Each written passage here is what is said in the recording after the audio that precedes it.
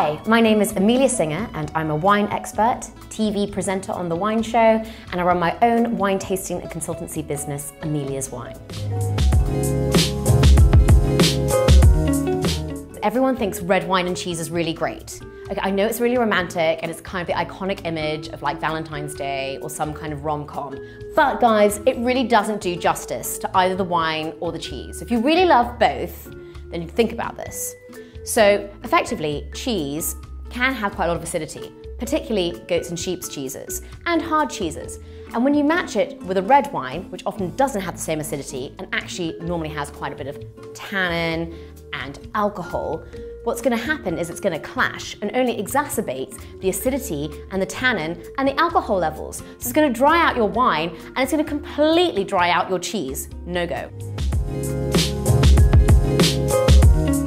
My own personal pet peeve is that white wine is served too cold and red wine is served too warm.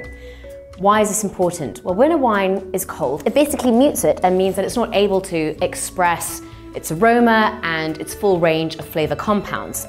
Now, if you have a really cheap, insipid white wine, that's fine. My mother's Pinot Grigio with ice. However, if you are having something more complex or something which is really meant to be fruity and perfumed, then you take it outside the fridge, maybe pour it in your glass and just let it open up a bit for 5 minutes.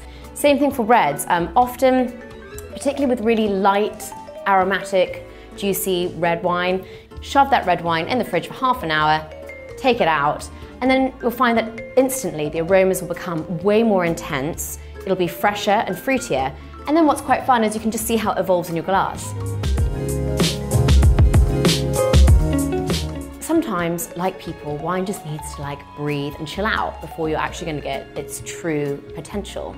And particularly if you've got really alcoholic, muscular red wine and it's very young, it's kind of got lots of testosterone and you just chill out, So just open it up. You need to pour it out. You can pour it out into a decanter if you want to be posh, or you can pour it into a water jug. Basically anything which will allow the wine to aerate and release its flavor compounds.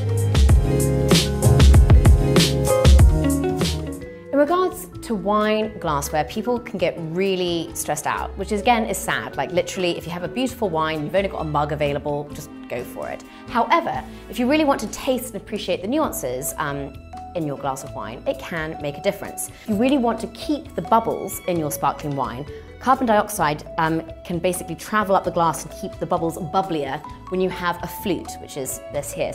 And always, you want to hold it down here, because you don't want to heat up your sparkling wine. You can hold a red wine glass like that if you want to warm up your red wine. That is perfectly acceptable. And I have sometimes done it, this is a white wine glass, when someone serves me Weiss, white wine, which is as cold as ice, and you then can't taste anything. So then, if I want to warm it up, then it's perfectly acceptable. By keeping it narrower and keeping the bowl smaller, you can concentrate the perfume and you can also keep it cooler.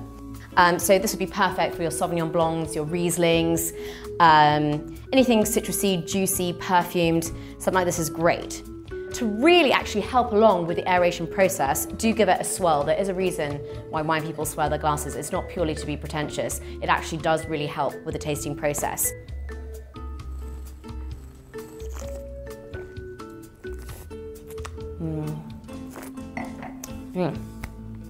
Never do that on a first date, but it is amazing when you really want to appreciate what's going on. And I'm getting kind of sour, tangy, dried cherries, red currants. It's really refreshing. But I would definitely say if you're bringing the wine straight from the fridge and it's more concentrated, give it a little bit of help with a kind of slightly smaller flute area and room area to sniff from, because it just keeps everything together really prettily.